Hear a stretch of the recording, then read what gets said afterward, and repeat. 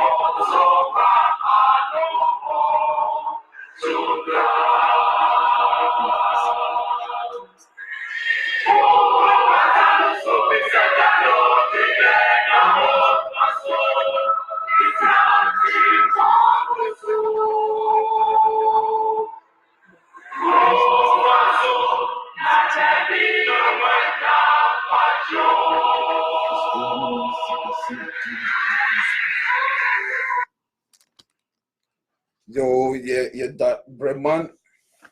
as the singing band I see and you that almost up to a day of my in I mean insida the late Ellen White. I know any dear anymore not all to turn in sano. In your bay were free mo. The strange I may say on funny currency assumed you and copying oh sorry and opano. Yamin said a bushing for. Any asafo ofri mu no nyina edin bre aso se yekọ adesua no so se de bia ye no memene da anwumre bia no yesua adesua ti sabre ansa na yebekọ so no mama ye mompaye yemfa ye ho hye oba de nsa ajapa anwumre uma ye da wase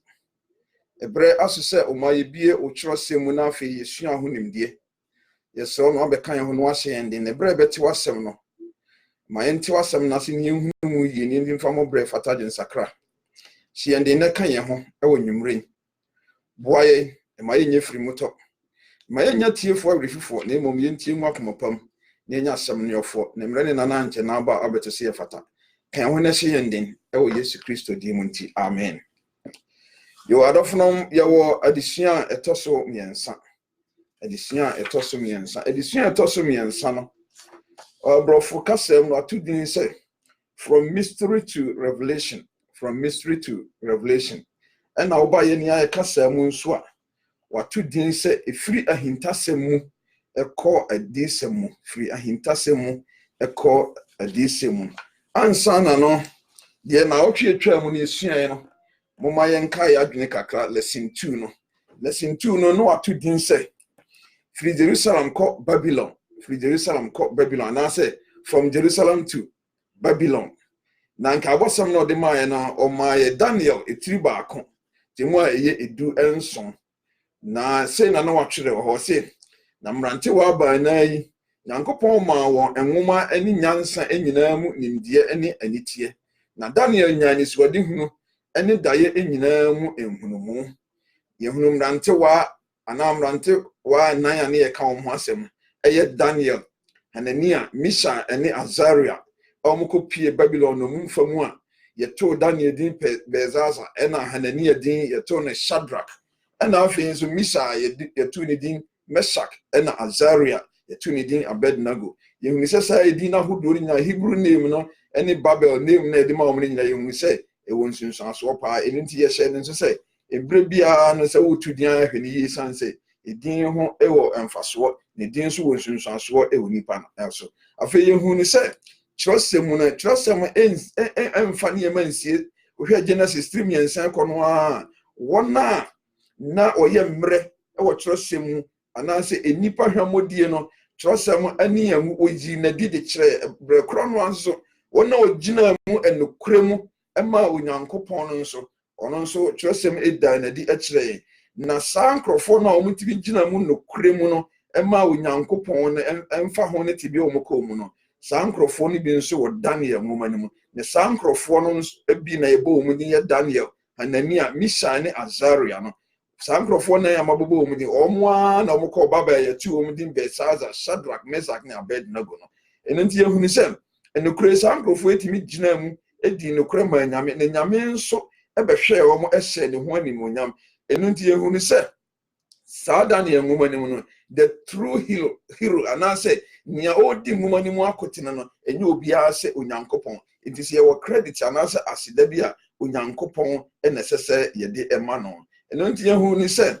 ebra nkrofo ye gina mu ma onyankopon no omo hye onyankopon nsa no emfa ho ne tibi omko mu bia onyankopon hye ne ho animuonyam ne nyansa ne nimdie ne nhunumu de onyankopon ede ma wo mo eno nti ye ka ne se yenso ebra be kotibia bi mu no emfa ho ene tibia bi ebekom bia ne se gina ma nyame ewo ye ngidie mu a onyame ebehye ne ho animuonyam eno nti de hia ne se ebra wo haw ne amane beba ya kwam no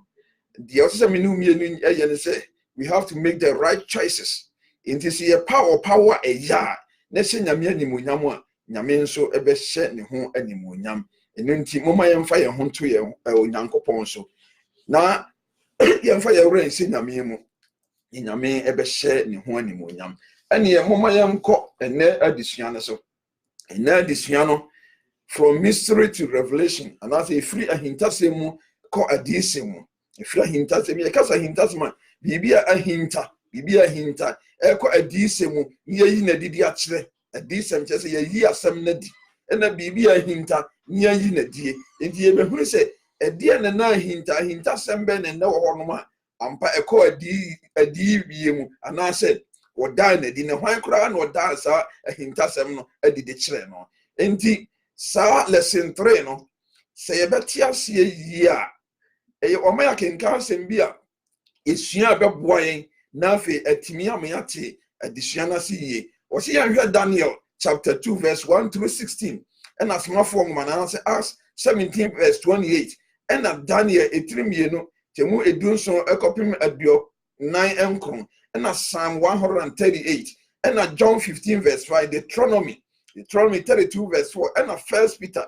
2 verse 4 si akinkan se mu nyina ebeboa me anya adisua ne mu ntiase sanse na sakinkan se nyina edi adisua ne mu akotini paaye na nka abasam a odi amaye nse ensua lesson 3 no ka abasam odi amaye no ewo Daniel chapter 2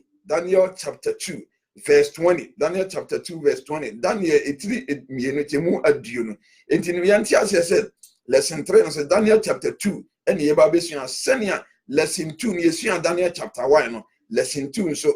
lesson 3 so Daniel chapter 2 ene ye besua enti nka abasam no oyi free Daniel etiri mienu temu aduo no ede no atwere no ho brofoka say no say Daniel answered and said, blessed be the name of God forever and ever, to whom belong wisdom and might. What the kwaye ne ka say mu a o say Daniel can say in sranka nyankopon din da se nyansa ni tumi ono na ewo no in sran enka nyankopon din da se nyansa ni tumi ono na ewo no akenkan se mi Daniel ene kai inti die nti na Daniel kan sa asem wi ye be pense de suanum na beboaye ama yate ase yi eno nti sabre ni matiefo ade bi amoba so no me chia mo pa ebreso a mo nso ye bebo mu din na afi ya hyem wani mo nyam ewo mo bra mo bre na mo ba adesua ene so ema yesua no se wohwe ye wiase mu a awon se ase ewiase edi ade ncheche to me aman sorry aman so ene de keka ho na onyankopon a ye dan no awon se onyankopon ni nimdie mu ene ne tumi mu no eno edi sa eniema no a the on say wohwa on say ye hweye wiase a se de medical aka no oman sorry aman so ahinie eniema bi ekwa kyese ase ye wiase ye humu papa nanso so ade a ye kan se sa movement ananse sa niema ekoso ni nyina no ni nyina eye onyankopon ni nimdie eni ni tumi mu ne sa niema na ekoso eno nti se ohwe adisua ya ye besua ni neyi a ahunu se ohwe a aman sorry hwiase so no me kan say aman sorry na bi hwiase eniema ekoso aman yosem eni ne ekeka ho ni nyina mu enya onipa anase onipa enyansam ne sa niema na ekoso na ni nyina mu Daniel chapter 2 we no betre yen say onyame bi a wo soro wono na abakosem fareba nyina wono na saa niema ekoso nyina odi bebe na wiye eye saa nyankopon no na edi mu akotena odi bebe na wiye ohun se otwa disua na asase no a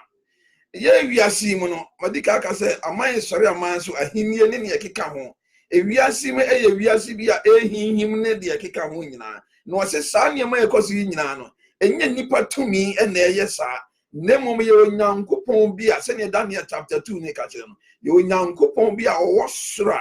saa enipa anamontu efa bakosem nyina no saa onyankopon yi one ne de beba wiye enti e behwe okwaye onyankopon de saa anyama ye ka ho asemi wode ebeba awiye enti wo sit onyankopon wo emaye nyina onyankopon wo emaye nyina enti moma ye nhwe saa ye disue nso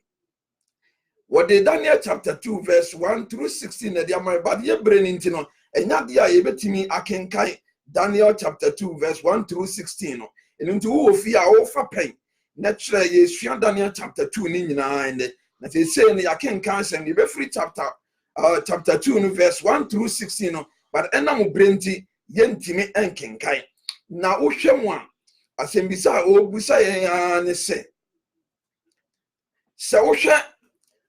sa emrante kwaya Daniel ne Shadrach ne Meshach ya ye ka omo asemu a ye fa omo no mu a omo kopie Babel no sa Hebrew mrante na omo sia ohaw amane pa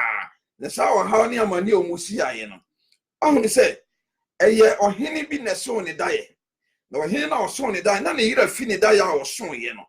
eno nti ohene ne daye na oso ye no edi ohaw ene amane ebre sa Hebrew emrante ya ye ka wo mo ho asemi eno nti mom ye hwei on se daye so hoi eyade a ehu hia pa yi ni titiri se daye aya na ehu no on se wo so daye na ehu a eya na adwene mu ni asetre enim se bibi boni bi ene eba besie eno nti ebra sa ohini a ye beka ne ho asemi oso sa daye no enokure ni ne ho jira no senia Trosem AC kano enu nti edie na ohene yeye ahun se ohene no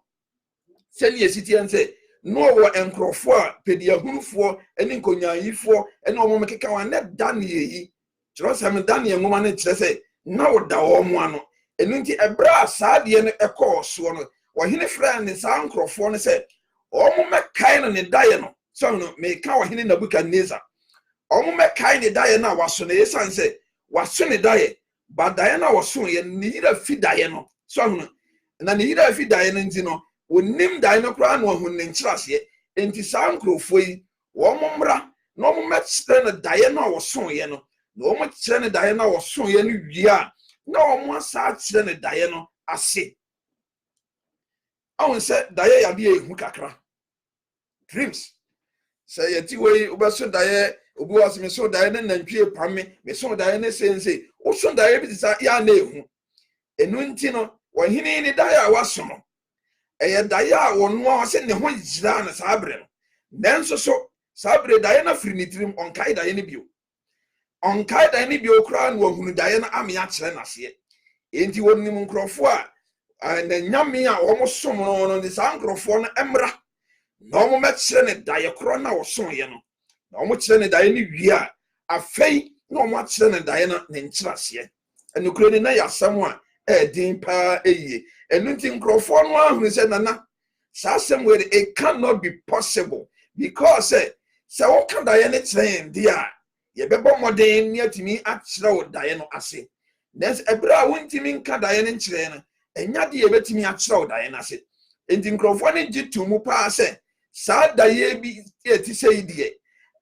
di anyame a onni enipa tebiam enkoa ene betimi akai sa daye no akire ohene na ase enukure ni Daniel nso enim ne se ampa onyame bi a wono nkoa ene onim ahintasem sa nyame no nkoa ene betimi ayi ohene daye na akire na afi wakirase eno nti ohene esemrato wo se ene sa netie de a sa nkrofo no yankum wo mu nyina esanse ohene pese okai ne daye no na afi omo kire nase esanse oye ohene kese na sa asemi mo antimi ankire nase ebeye din se obehunu ne ebesi daate eno ti wo se yenkum saa nkrofo ni nyina de ka hu se saa nkrofo nso na omo ye adwuma omo ti wo hene ni fie a omo som ho no they were officers na saa officers yi yen ka hu se na Daniel Hanania Misha ene Azaria ye from Besaza Shadrach Meshach and Abednego somebody na omo nso awie school na omo nso abaye adwuma ohene fie ho enu nti saa netie dia saa nkrofo na ye beku omo nya no na saa mrantie enan eka ho asi ye ku omo enu nti na eya sem kese e na aba enti ya hwe ne yesi yen saa mrantie enan omo bompaye the prayer mpaye no edi mpaye e na omo boye mum ya hwe mpaye omo boye ne aka kire ni wose ye dada sitinam no ebre bia ye beko kaw ni amanie mu no so no momma ye hunu se ye wo Nyankopon bia wo so ye kese a ono nko a na ya haw ni amanie no obetimi anya nu aduru amaye eni di sa amrantie yi kai se so haw ni amanie kese sei bade a eni omo wo Nyankopon kese bia ese se omo kosu fra na sa Nyankopon we ono nko a ne nim ahintasem nyina na ono nko a na haw ni amanie no wo ano aduru eno nti mom ye hwe Daniel chapter 2 verse 17 to 23 eno de emu otia kakra ndi ebetimi akenkan ye wane de megya ma mo amutie me no na mo akenkan but we de Daniel chapter 2 verse 17 to 23 no emu etia kakra ndi ebetimi akenkan mom ye hwe de wo se enna Daniel ekyerese Daniel ti asem no de ne Daniel ye wo se enna Daniel friko ni fie na okoka asem no kyere ne mfefo Hanania Misha ne Azaria sa won sra osuru Nyankopon ho emobrohunu ahintasem no ho they say ohene e ahintasem na ato no ono a woso ne dai ne yura fi but ope obi amana akai ne dai na woso ye mo asa akye na se enti abeya ahintasem enti wose mobrohunu ahintasem no ho na wankum Daniel ne mfefo anka Babel anyansafo aka no ho enna woyi ahintasem no kire Daniel anadwo aniswade hunu mu enna Daniel sira osuru Nyankopon Daniel kan se ensranka onyankopon din dada se nyansa ni tumi ono na ewo no ono na osachira bre ne nna otu ahene na osi ahene omanyansafo nyansa na omawona woni hunumu nimdie woyidie emudo ene die ahinta adi onimdie ewo esumu na haine no na etie wo majanum Nyankopon na medawo ase mi yi waye se wama mi nyansa ni tumi na afei wayi die yesre wo akire me se wama yahunu ohene edaye no adofno mumye na nyame ase no nyame ye kese pa eno nti se yetia kenkan sem ya empaye bi koso na sa empaye ne koso ne empaye no eye mienu ene koso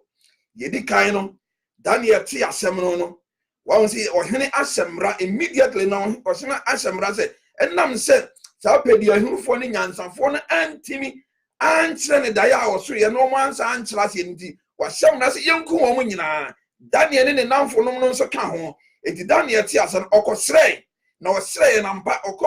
ohene ma ne kwan ohene ema ne kwan enti ohene ma ne kwan na okobo ne namfo no amane na okobo wo amane ndi omo ye nse omo ko omo nkotodwanim na omo de omo adesrede atu nyame anim ye kenkae ne yehuni se ampa nyame yi dai ne kire Daniel na osa kire na se enzo enti mum ya hwe empaye ahodo a sankrofo yi omo boye ohun se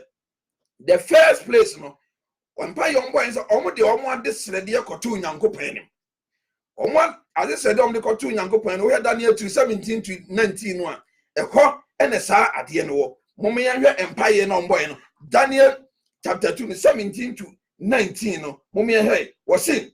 enna Daniel friko ni fie na okoka asem no kire ne mfefo Hanania Misha ne Azaria se won sre osuru Nyankopon ho mobrohunu ahintasem no ho na wankum Daniel ne mfefo anka Babel nyansafo aka no ho 19 wo se enna oyi ahintasem no kire Daniel anajo aniswade hunu mu enna Daniel sira osuru Nyankopon Daniel can say instead home. Into one said, they put their petition before God. One more they said, Urade, or soon Yankupon, 1 year da, a dear sen or Hina Catchley, or Hina said Diana, you don't feed Diana. And the Astro said, would not name him just say Winina. And the Diana or Hina so yana fatchley. Now, friends, the Maya Diana and Chassie, and the Dicano, Daniel, what the other Sredia and Pie Bomb boy, or what the other Sredia, Supper Yard, Young Kumwam and Fra, Babel and Yansafono. Near Tosu Biono and Payombo, a chart one said, Woman de Asida, any Aye Empire and Omo boy, Asida, any Aye Empire and Omo boy, and the Empire Niamino, Empire di Cambo, what this radio Cotunia, say, Yamiba Boom, nothing is Wadiano, or Yatra Womo, nothing was Ama Omo and Chasia on the Bema or Hineno. The Tosu Mieno, no Yasa, and Yamabe no Yami Daniel, nothing. Or man and Ninchasiano, or said Daniel Sono, when the noun for nomono, or moto a year jom no one come forward, a genian copon aye, and nunti way catch them in no mean say. So look at a tree, a dun so Jamu so copim a dun wakena, a BC or Chosemu, a bra Yesu Christo sa quatafone yadiano, say a carquatafoduno. On said, woman in our confia barco pet and the call Yesu Christo. Ekodana in the years we sound and say, and you do not miss out. Mommy and Kakra. Luke 17 to 18 was saying, now yes, you was say, and you do no now one who fee now Bacono dear, what were hang one who won't move biara or Sunday and the Munyambre or Yankopon set on the knee young co. So no, near no yawn and the knee. On your Hebrew knee, on said. Enipa dune Yankopon Yesu Christo sa onyade but baako pe ene kwayam krona aka de omukwa ndi wen kyerese so nyame ya bibi mayani a esese ye danyame ase ne tontom no egi naye enunti ne eka kyere ye nyina ne se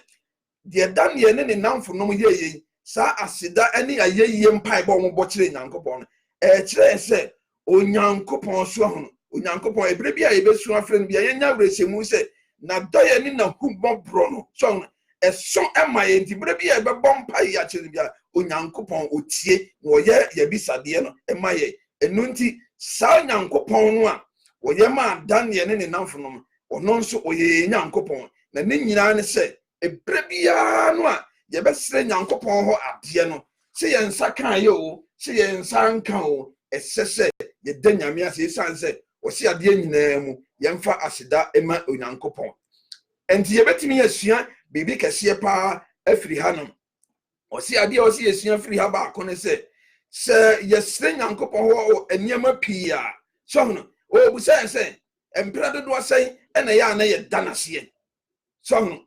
yesre nyankopon eniema bebre emprado do asen pa ena ya na ye bompa ye ede nyame ase e wa de srede a yesre firi nyankopon ho enti wo kire ye se asida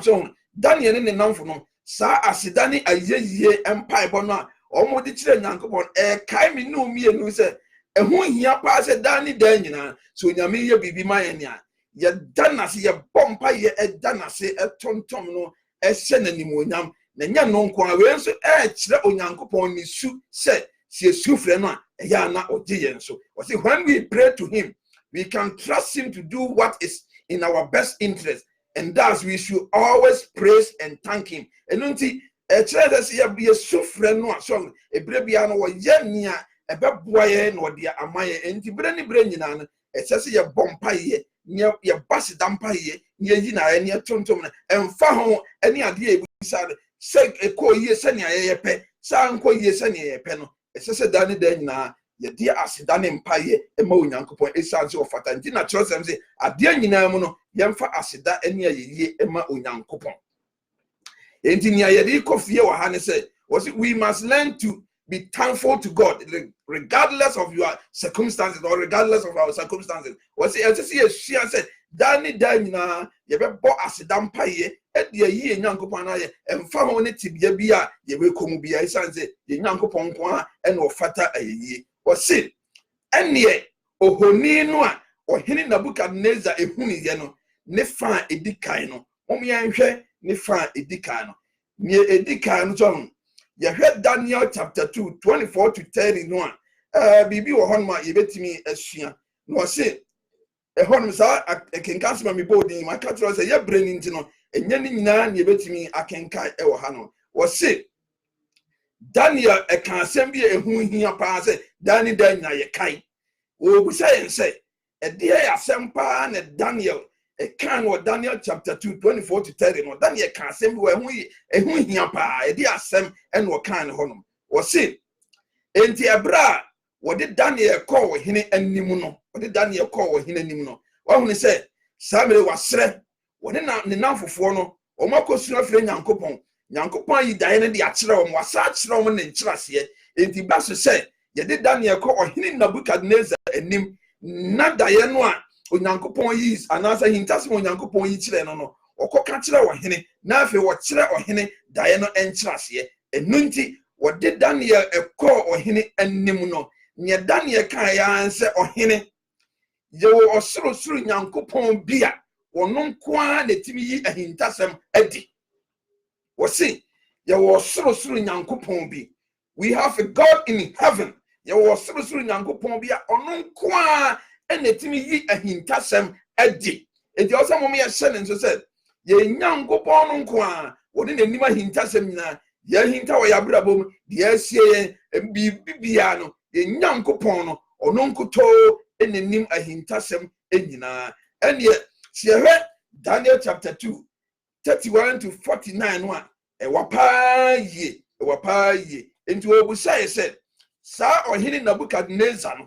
na him ye no. So read Daniel chapter 2, 31 to 49 now. Or can ye ever talk or hidden Nebuchadnezzar a hieno a day at Chile into a busay said, Si I can kai sa I can kai some noa a dear ne catching efa or hine Nebuchadnezzar na hinienoa a ya babel a hinieno a dear ne ekan a dear Chile or sit mummy and way she bet me at home kakra mummy and way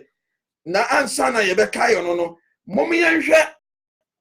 Daniel chapter 2, 32 to 33. Or can one some kakra atre and sanas yebeka 31 to 49 one. Ya kind Daniel chapter 2, 32 to 33. And then what can was it? Daniel nekat was it? Ohoninu nie. Daniel kasachra or hine. Or say, Ohoninu nie. Or say, ni three. Daniel say, when ne or hine Nebuchadnezzar kasa. We Diana the atre or hine. Because Sabre no. Daniel onyankopon ayisa hintasem e de akire no enunti wo yisa ahintasem no adi akire ohene Nebuchadnezzar edidie ne Daniel ka Daniel say nana ohene o se ohoni no a uhunu ye no o so da ye o se bra na wo da won paso na wo dwendwene de ebesie no en na uhunu ohoni ni o se ohoni kase pa na uhunu no enti Daniel say o se nana ohoni no ni ohoni a ohunu no wani suadim anase dayem no ohoni ni o se ohoni no ni tiri eyesikapa so hwa ohoni no ni tiri eyesikapa no enienti Daniel ka kira ohene se ohene oni no ni ti no eyesikapa na ne koko nso ene nabasa ne koko ni nabasa enso eyedwete ne koko ni nabasa tese now Daniel oyi sa ohoni no a ohene Nebuchadnezzar hunu ye no wako ohene anim oyi honi na kire no o ka kire ohene se woda ho a wo dwendwene no enna ohunu anisuade mu ohoni tenten kese de ohoni no ohunu no se na ohoni ni tie ni edika no ohoni ni ti no eye sika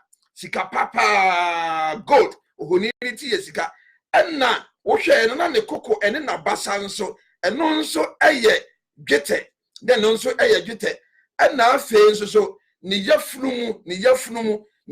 ene na sene enso ye kobre emfrafra ni yafunu ha no ni yafunu ene na sene mu ho no o se eno nso ye kobre emfrafra enna afe wo hene hu na sene no o se na sene no nso ye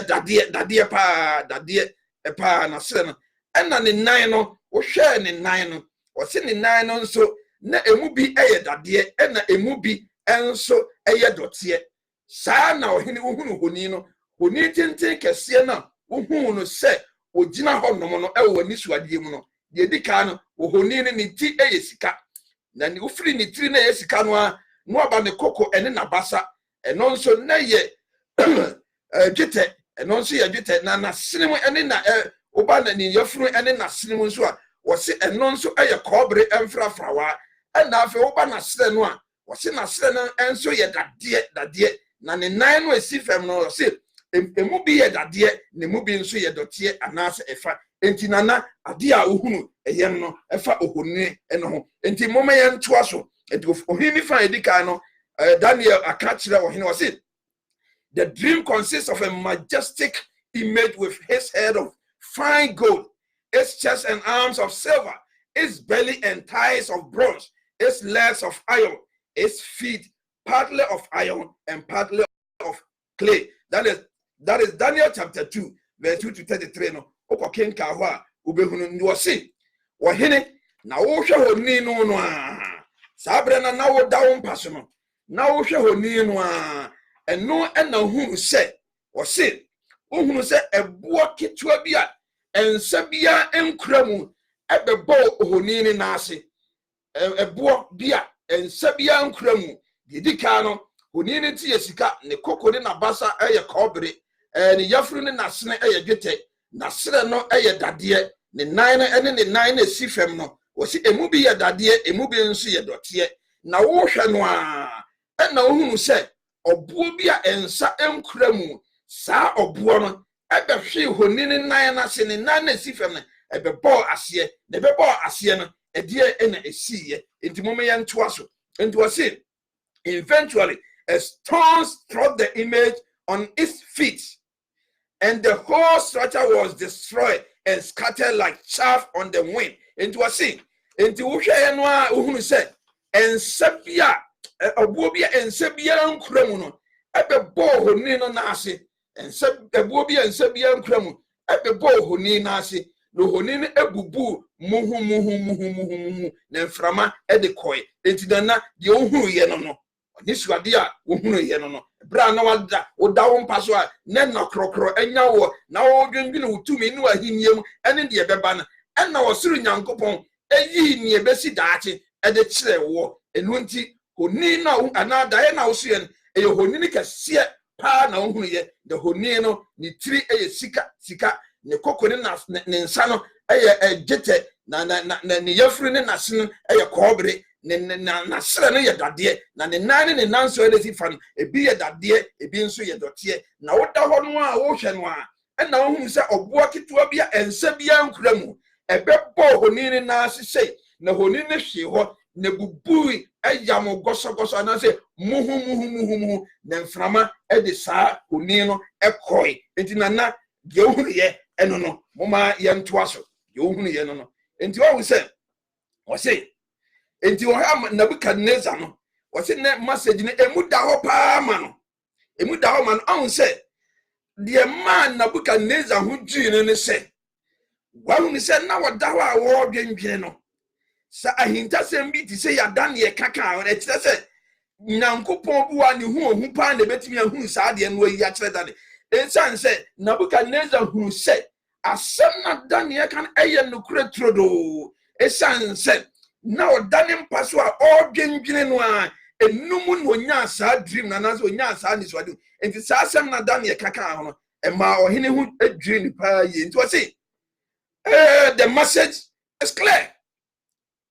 So no ohene Nebukadnezar wo se so hwɛ Babylon na ho odin ene na ni wonyam ene ni tumi no a wo se sa ahenie no ebetwam akɔ ama ahenie foforo a ente se ono ahinie ayedebe aba so na ne nyinaa mu no ahinie kese a eye obo na ne nsa bia nkura mu no a ebebɔ saa honi ni ma ne bubuye a eya muhu a ediframade ne koy no wo se saa ahinie no eye God's eternal kingdom which will last forever enti ahinie a yehunu ya na etire sika no na kokoro ne na abasa no eye kɔbre no eye dwetɛ na fe nasene ne yafuru no a eye dwetɛ no wo se afei ne sere na ye dade na ne nan no a emumfa bi ye dade ne dɔteɛ no wo se ebo na ebebɔ mu no ɔne saa hinie ni nyinaa betwam akɔ e kire se ohene Nebukadnezar no ono na hinie na ne sika tire no anse sika no etese saa bre no nyame di tumi ama no a wonne di wiase nyina eso wo de ye beba honom na nia eba ne se anse ebo na bebo mu ese ya hinie ni nyina no a enframade ne koye wo se eye onyankopon da ahinie no God's eternal kingdom awieye brem no so wo se ne nso se yesi prophecies no wo Daniel nguma nim nyina efa wieye brem enti wo sorosoro nyankopon onim ahintasem no wone na yi kire Nebukadnezar se enwendwene bi na daati ne ebesie ni wa hinie ne befiri wonsa na hinie foforo beba enti sawde no foforo beto aso aba foforo beto aso aba de bi beba eno nso ebi wa hoden ebi ni ahoden na ne nyina mu no ahinie a eye da ahinie a onfa ne tumi ma hinie bia no obedi wiase nyina so no eno eba betu sa ahinie ni nyina agu na sa ahinie no ene onyankopon eda ahinie eno nti ade ba ade ne ye fa firi ha no wo se Peter no meto si metri miensa jemu edu ba ko no o ka se wo se enti se ye no nyina besai a enipa ben na esese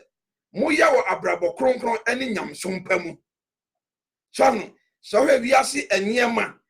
ohini Nebukadnezar tumi gold ni dia keka oni tumi nyina ji na hinie kase so the mighty Babylon ni nyina mu no se we nyina be firi honom na besai a esese ye de motu nipa so ana esese ye de hotu ahemfo so ana esese ye de hotu ye niema so ana wo si daabi enam se we num nyina betwam ni ntine esese ye bobrabo kronkron ni ye de hotu ye nyankopon so ye de hotu ye Awurade Yesu Kristo so onunkuto ne madankwa onunkuto na hinie e da hinie onunkuto na hinie ne ebetena ho afebo entimi ne umie no anamon bi ye betu bia bi ye befa bia ye hunu se ye de ho etu ye nyankopon so onunkuto na nidaso eni nkuransesem wo onunkuto ne betumi de ye ho ato ne so ye ntimi fa ye ho nto ahemfo so ye ntimi fa ye ho nto atitire so ye ntimi fa ye ho nto amanyofo so esanse ewiase ahinie ni nyina no empa hinie kase a na ye ohini Nebukadnezar na ye sikatire no edokura tibi firi hodi a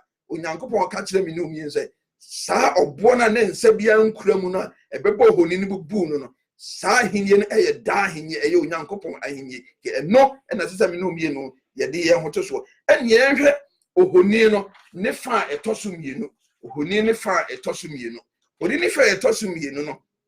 ye hwe o se etese ya kenkai Daniel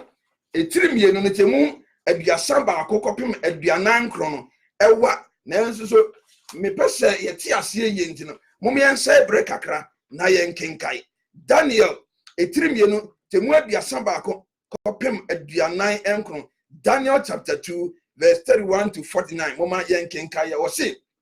wo ohene Daniel na kase wo ohene wo hwe na hwe na ohoni kese bidie so ohoni no so na esren na yesen ejina wanim na eho ehu so na ohwe na ohoni sa ohoni no so na eso na sren na yesen na ejina wanim na ohuni na ohoni no so hu yam twas wo se ohoni no nie ene ye kenkae no wo se ni 3 yesikapa ni koko ne na basa ye dwete ni yafunu ene na sene eye kobre emfrafrae na sere e dade ni namu bi ye dade ne emu bi eye dote wo hwe akosi se obuo bia ensa bia enkura moti bebo ohoni no nan a eye dade ene dote eno na ebubu no muhu ena dade dote kobre emfrafrae dwete ni sika no ebubu muhu prekope na eye se ahuhubremu ayuprobia so entete na emframase sakoi na wahu won baabia bio na oboa ebo ohoni no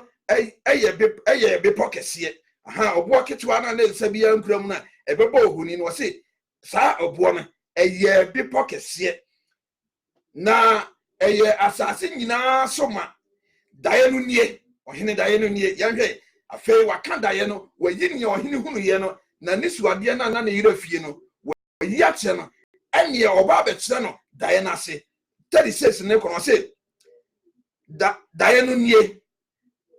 na yebeka ne nkyerase enso akyerɛ ɔhene wo ɔhene wo ye ahene mo hina osoro nyankopɔn de ahenie tumi ahoɔden ne animonyam ama wo na baabia enipa ma ewura mu mmoa eni ewiem no maateɛ no wɔde wɔn ahyɛ wo nsa na wɔde wo adi wɔn nyinaa so wo ɔhene unni sika tire no so no na wasaseɛ ɛka kyerɛ no ɔka kyerɛ Nabukadnezar ɔse wo Nabukadnezar wo unni sika tire so ahoni tenten kɛseɛ na ehu a ɛfɛ no ɛyɛ hyerɛn no ni tiri na ɛyɛ sika tire no ɛnam sɛ nyankopɔn de animonyam ne tumi nyinaa ma wo sɛ diwi ase nyinaa so no wo ɔhene wo unni sika tire no ɛne wo ɔhene yɛntoa so ɔse animonyam ama wo na baabia ɔse unni sika tire no na wɔkyi ɛna ahenie foforɔ bɛsɔre a ɛnuro deɛ ɛno ɛne ahenie a ɛtɔ so mmiɛnsa foforɔ a ɛyɛ kɔɔbere sɔhono nti wɔn sɛ nia ɛyɛ ne ɛtɔ so mmienu no a ɔhene ehunu yɛ no a ɛyɛ ne kɔɔbere geta ɛyɛ basa ɛne kokoɔ no wɔse obɛkyerɛkyerɛ mu ɛyɛ ahenie bi a wɔkyɛ mu mmienu wɔse ɛno akyiri no ɛna foforɔ yɛfunu mu deɛ no ɛne n'asene mu deɛ no ɛyɛ kɔɔbere no wɔse yɛbɛba na saa ahenie wei nyinaa wɔse wo nana ɛnnuru wo deɛ no adanti na ɛnnuru deɛ kɔɔbere ɛne geta ne nyinaa emu duro ɛne ne valo no ɛnnuru sika deɛ no ɛno nti na sika na yɛtire no a ɔde agyina ma ɔhene Nabukadnezar ɔse na ahenie a ɛtɔ so ɛnan no bɛyɛ densɛ dadeɛ ɛno ne Roma ahenie no na serɛ no ayɛ dadeɛ no ɔse saa ahenie no ɛbɛyɛ den te sɛ dadeɛ na sɛdeɛ dadeɛ ebubu na ɛyam adeɛ a ɛbɔ so nyinaa no saa na ahenie a ɛtɔ so ɛnan no ɛbɛbobɔ ahenie a edi kan no nyinaa na kyerɛ sɛ saa ahenie na ɛtɔ so nan na ɛyɛ serɛ no a ɛyɛ dadeɛ no a medika ka sɛ ɛyɛ Roma ahenie no wɔse saa ahenie no a edi n'anim ba yɛ nyinaa no wɔse nam sɛ ɛyɛ dadeɛ ɛbɛyɛ den pa na ɛbɛbobɔ saa ahenie no a edi n'anim ba yɛ nyinaa na afei ɔno abɛdi ewiase so anaasɛ ɔno abɛfa saa tumi no wɔse na ahenie a ɛtɔ so ɛnan no bɛyɛ den sɛ dadeɛ na sɛdeɛ dadeɛ bubu na ɛyam adeɛ a ɛbɔ so nyinaa no saa na ahenie a ɛtɔ so ɛnan no bɛbobɔ ahenie a edi kan no nyinaa aduanan baako sɛ na sɛdeɛ ohunu nan ɛne nan so a emu bi yɛ ɔnwemfoɔ dateɛ na emu bi yɛ dadeɛ no ɛbɛyɛ ahenie a emu apaapaeɛ enso dadeɛ den yɛ no bɛtena mu sɛdeɛ ohunu sɛ dɔteɛ afrafra dadeɛ emu no na nan so a emu ebi yɛ dadeɛ na ebi ɛyɛ ɛfa no ahenie no fa bi bɛyɛ den na emu bi ɛbɛyɛ mmere na sɛdeɛ ohunu dɔteɛ sɛ afrafra dadeɛ no enipa no bi bɛdi afra wɔn asefoɔ mu na wɔn mfimfam wɔn ho sɛdeɛ dadeɛ enya dɔteɛ mu afraeɛ no na ahemfo no ɛnan no emu no ɔsoro nyankopɔn bɛma ahenie a wɔn sɛe no da na onya na ahenie ɛma ɔman foforɔ ebi so na ebebubu ahenie ahodoɔ no nyinaa ama no asa na ɛno deɛ ebegyina daa ɛno nti sɛdeɛ ohunu sɛ ɔboa ɛnsa ankate firi bepɔ no ho na ɛbɛbubu dadeɛ kɔɔbere mfrafraeɛ ɛfa gyetɛ ne sika no muhumuhu no saa na onyankopɔn ɛbɛsɛe no onyankopɔn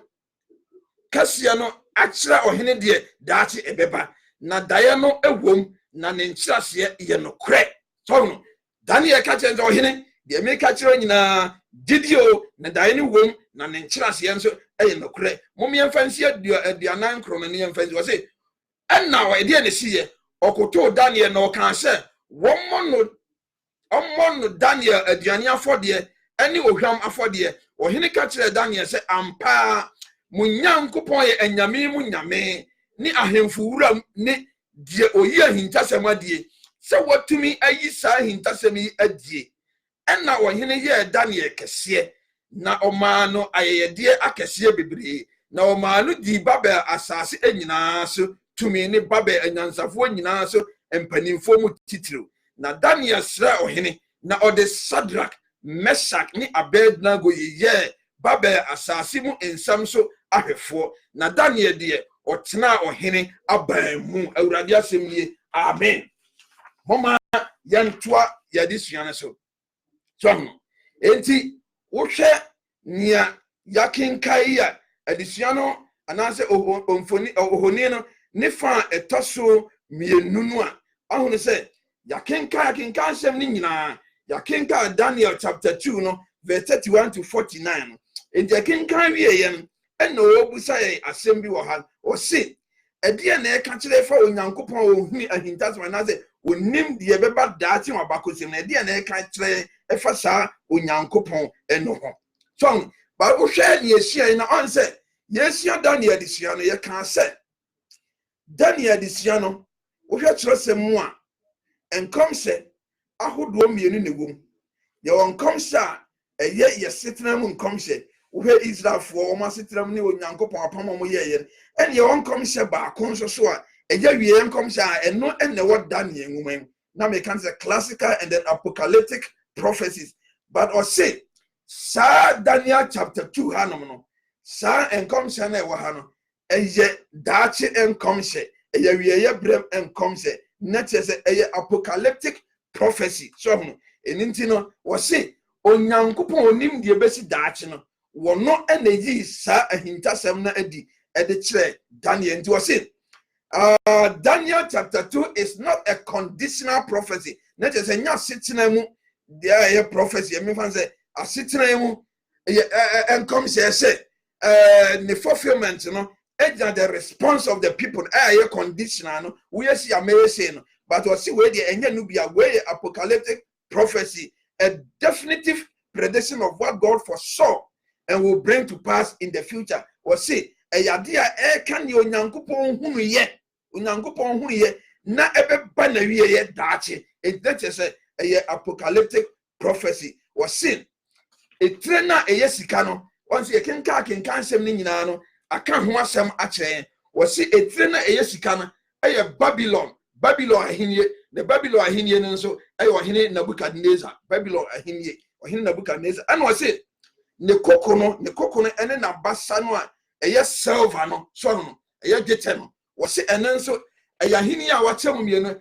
Media ene Persia ahinie na Medo Persia so no omo ahinie no eno so eno no and na afi no on say wo hwe madika aka say the value of silver na say gete and this gold no eno di sa ahinie ya Media and Persia na say Medo Persia ahinie no ne den ye ne kase ye no ento ohene Nebuchadnezzar ahinie a eye sika etire no ento no momian yanhwe yensa hwe nia sa ya ka no ejina homa ento ohwe onso say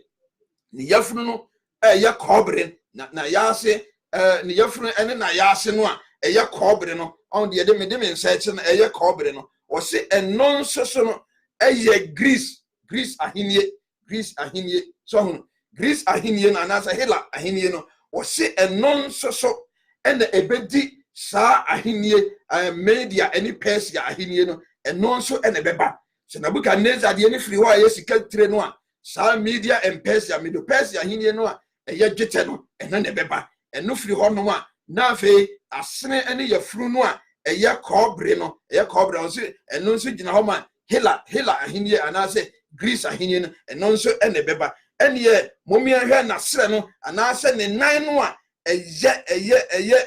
eye dade no nan na dade o se ne nan na dade no eno so ye Roman ahinie Rome ahinie ni nyina wa mema ye ebra ebebaaye nti wo kai Daniel chapter 2 no ubehu ni nyina ye bre ni nti no ye ntimi nka ni nyina wo hwe Rome ahinie no a wo se 168 BC through AD 476 ni nyina no hwe mu a ubehu no but ye bre ni nti no ye ntimi calculate we nyina enka ho asem but the most important thing is say Nebuchadnezzar die no Daniel ma ohini Nebuchadnezzar hu say this onyankopon bi a wo soro ono nko na nim ahintasem na sanyame no na Daniel ne namfo no kosu frɛ no wo yi sa daye ne de kire wo mo na afi wo sa ma wo mo entrase ni nyina ne sɛ sika ho na Nebuchadnezzar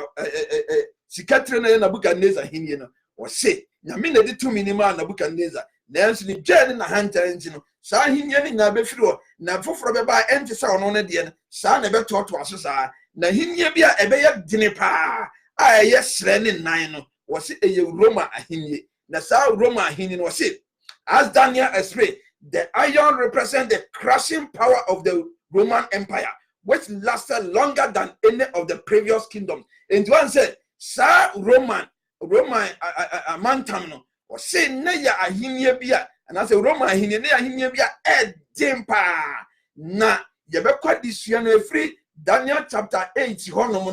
chapter 7, chapter 8, chapter 11, and chapter 10 through 12. No, a fairness, sir, and it's what dear no, Unyankopon. Yichira Nebuchadnezzar obey yichira Daniel ma wecheche ye be ko detail pa se say de honini no yachire ene amantam a ejiragina eho ema no ene wo yachire na efiri na kroi no ye toa so obon se afeni ye be ko detail pa na fi waka ohoni na sem enye me beba nyina edi achenti ye twa to no wo se ne nan no si fam no a emu bi ye dade na mu bi ye dotie no was enonso ejinahoma divided Europe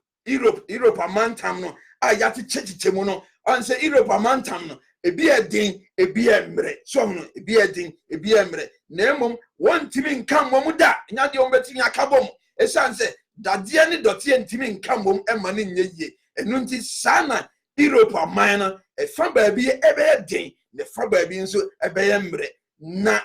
ewo moa ebeye saa kopem Yesu Kristo ni maye tosi me na kire se obo keto na wifi bi pono a na nsa bia nkura mu na ebebo honi ni nan ase no a eye dade ne dote no ema honi ni buhwi bubuye eya muhumu ma mframa de koye ne saa ahenye no Yesu Kristo ahenye da ahenye no everlasting kingdom no was sit eno beba until then no saa Europe aman no a eye dade ne dote no enya dia enkabomu ebetimi amba ewo wiase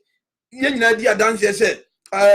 European Union ne de keka ho yatete union bebre nanso ne nyina mu no ewiase nkabomu omo pa ewiase nkabomu omo pe no ne nyina bia ni ho a etimi abaso eno nti no sede Daniel nkom hye ne kire no omo yate ase se enan a ebi ye dote ne bi ye dade no se dote ne dade ntimi nkamfra no eye diania se nkabomu pa beba de enya de ebeba until say Onyankopon ahenye no a eye bo na wifi bi po no ho ebo ketewa bi ansa bi ankram bebo honi bubu no mu no saa ahenye no ebeba besi ewiase so ne be di wiase nyina so until that no saa ahenye amabobo di nyina no ni nyina ebe firi ho no akọ anye mom yanto aso nyamfa ya ahenye ya disua no emra wieye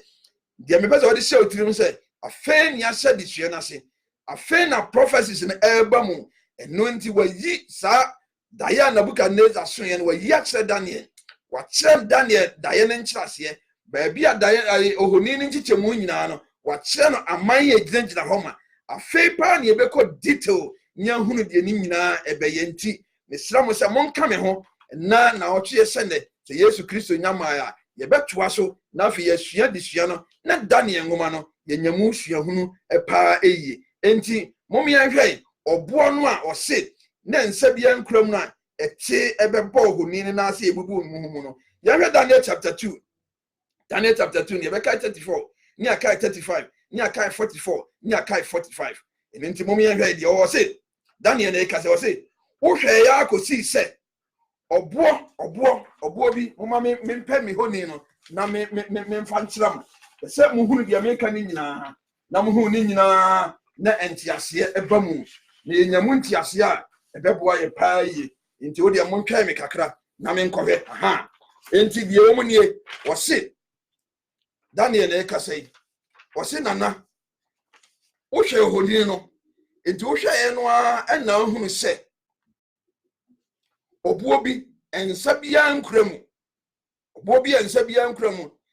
etibo ohoni no nan nase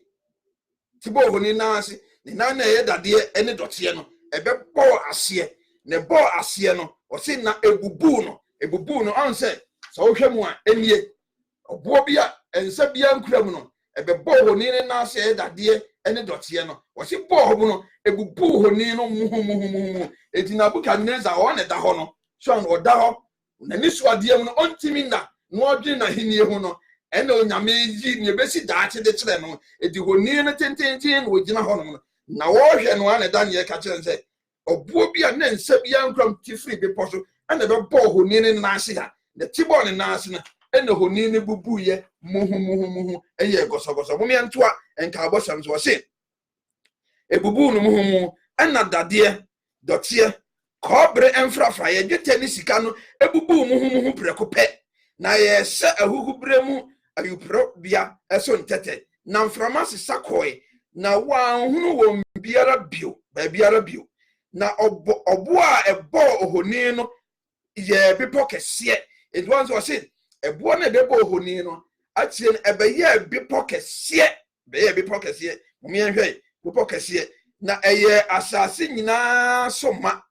na hemfo no enna no mu no osoro nyankopon be ma ahini a won say no da na wonya na hinie emma oman foforo bi so na ebebubu ahini ahodo no anyina ama no asa na eno de ebegina da eno nti sede ohun se oboa ensa ankati free bepo no ho na ebebu dade ko bere mfrafraye efadwete ni sika no muhumuhu no saa na onyankopon kase no akire wo hene de daache ebeba na daye no egwom na ne nkyirase eye nokre awurade asem ni amen ti no ka kire sa Daniel chapter 2 prophecy na ye ohoni ne de no eye apocalyptic enti no say na onyankopon kase no akire ohene de daache ebeba enti ne say eye awieye bre ahintasem awieye bre prophecy kra ya na me definitely awieye bre mu enkomse ha eye awieye bre mu enkomse enti wo hwe ne e wase ha na e kire ye paase ampa eye awieye bre mu enkomse enti samre no wose akenka asema mennu mie no ye kenka ya ye tie e de na e ka kire ye efa ewiase ya ye timu na wieye. What do these verses teach us about the fate of our world? Ye kenka asema ya onyame de o for knowledge ne he foresaw ne that beba en wo yikire Nabukadnezar en na wo yikire Daniel ma Daniel be kire ase enu nti no wo kenka ne nyina ne tie no wo se ye wiase a ye womu ya ebi ya kakabensem ebi de ehwo mo ye ne ebi di akokrokosem edi ahensem ye nia emfata no wo se akenka se me kenka edi na e ka kire fa ye wiase ne dache eho wo se so hwe wo hini Nabukadnezar na ne daye suni mu a eye ne ebeba dache enye nde Daniel chapter 2 verse 28 no Daniel chapter 2 verse 28 no e ka sa akire wo se eye later days enye enei so no eye ebia bia eba beba enya mbamu na ebeba ha wo se so hwe mo se each of the previous kingdoms eventually comes to an end.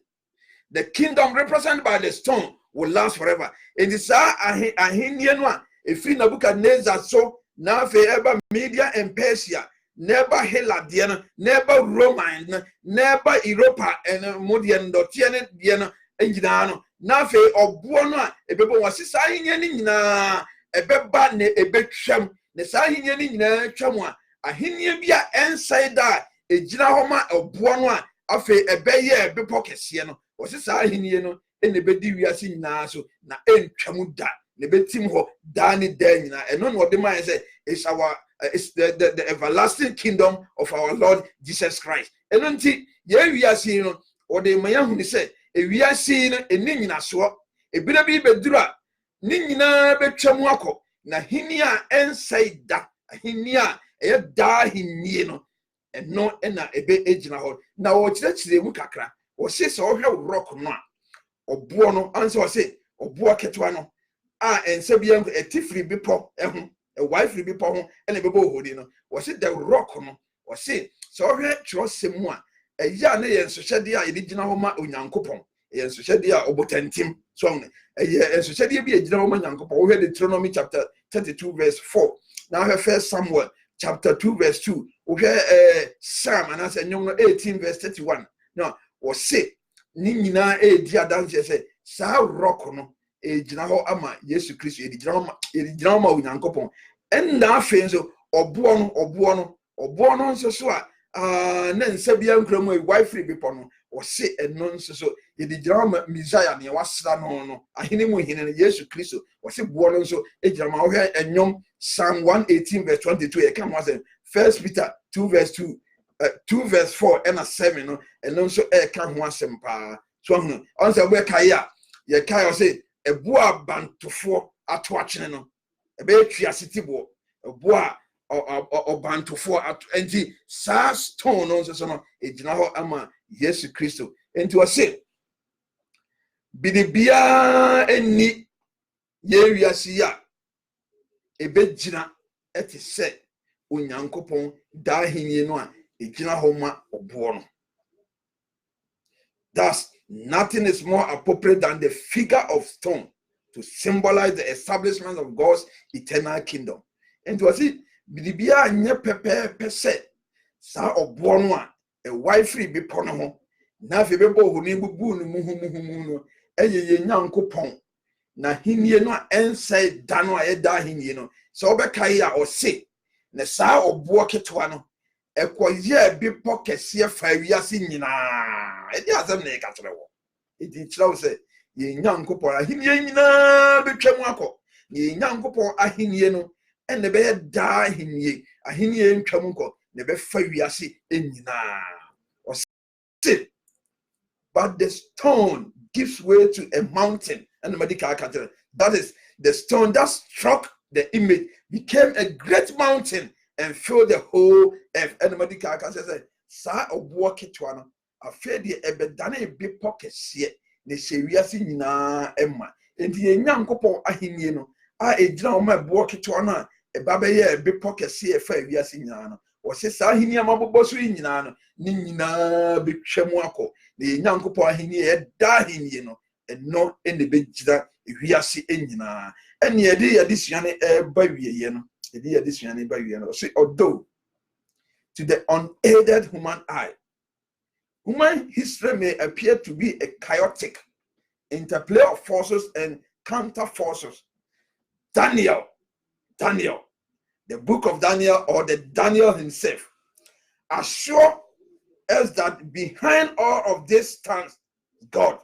looking down upon it and moving within to achieve what he sees best. What say?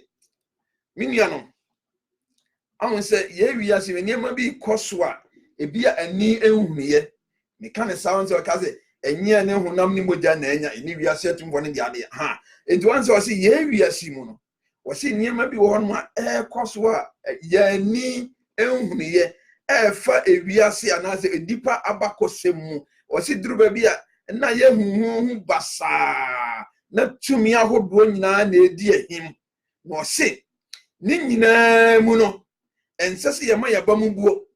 ensese ye nya ni daso Daniel ma ye nkura nhyese sanyema na ekoso ni nyina no ye wo Nyankopon bi a ogina ho a wo hwe sanyema ni nyina na wo hwese sanyema ni nyina mu awiye no Nyankopon no wode de eye ne beboa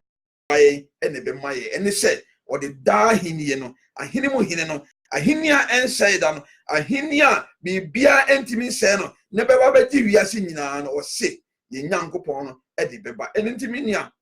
mom ye hunu se Daniel nwoma no ye nwoma bia ye very important na ne ye kene nyina efa wiye brem enti chese de nia ahinie ni nyina betwam ye Nyankopon na ahinie a ensai da no na ye da ahinie no eno ene bedi wiase nyina so sa ahinie no na mepese mikomu bie minim se sa ahinie no na wonso opese wokomu bie enti minua moma ye ntie Onyankopon asem moma ye nante onyame akwanso moma ye mfa ye ho ntu wiase so ye mfa ye ho ntu ye Nyankopon so minim se ye Nyankopon se ye de ho te no so a wonni ye nhwamo na daachi ankwa ama no opie na ahinie ni mu a sa ahinie na me no mie no ye prakom no ye nya chefa ewo sa ahinie no eno nti sabre no ye de adisua no eba awieye eno nti minuanom bi a mo ba so no mo ma me nchia mo eno nti no mo ba so nyina no Onyankopon enhyira mo pa mia me mentor do part waba so afa yenua James Amoatin onyame nhyira won so aba so mia ma sompani Lakeview minia ajay Kofi Ajay asompani o si onua I'm watching good job minia onso nyame nsa afi mi mentor Joe Pat Patrick Fobi ni na busua omonso omonhwe my mentor eno no afi mi mentor kan say God bless you for what you do nyame nsa onso minia afi nso so no Solomon Brefo was a good evening. I'm watching from Houston, all the way from Houston. Please, I need number. My name number crowd here. My number there, meet me the amount. My number is 774-386-3679. So my number now here there. Because Matisse Waka said, I need number. I need number crowd worker. This is my number there. My number is 774-386-3679. Afei akosia miniaba akosia masi nso onso abaso onyame nsra mo nyina onka mo ho na wonhye mo de afei opani kwabra okire onso abaso miniaba mi ba Teresa Amwa onso abaso ena mame anima onso baso yesu apia nso da bia udi machi nyame nsra wo pa anopo awio bre bia obete se mabaso bia onso baso nyame nsra mo nyina onsham de no nka mo na Daniel ngoma na yesua no yentimi nsua yentia sie yie onyame nsam moma ye mompaye ajapa ye dawase pa se we ye hinta sem se di akire Daniel de besi daache o ma ye hunu ni ada ye ho so ne ode amaye anwumre ye sero se de yatie emianya tefo awrefufo ne mom yentu ho anamon ne anya ma yemfa ye hu nyina nto so ne hu se ewiase a yetimu eni hwede ma ye sanse ewiase ni mu niam nyina betwam na wahinia ensai da no weno eno ene bedi wiase nyina so na saa hinia no na menima tiefo nyina ye pemu akontia nwumre ye sraze yenya omo ani daso yenya omo ahotoso yemfa ye hu nyina nto so ne nim se enche ubayi wo hu adi nimpre no so na oyi wo hu adi a onkoa na onfra ya hinia no kan ho na se ndi anwumre o doba ne agenkwa pa Kristo Yesu di mu nti amen ene enuanom makramo medini nyina abawiye nyame ya dom nesa dom ye no ama me pon a na wotwe sena no ye de adisua edi ho no ebeba lesson 4 ne ebekọ mesramo enne de na eniem technical issue bi ntina na ye late no nti nim se nyame ya dom se next week ama me pon na ye be hyase ntimi adantem nti sabre de makramo medi nyame jamu nyina ene na meka ne se me nyina bye bye onyame emfa mu nyina ensie ewo ne kokom emfiri otamfo no enwuma bone nyina ho no nhyɛ ne ho animonyam ewo mo bra onyame nka mu nyina mo ewo nadom ti amen.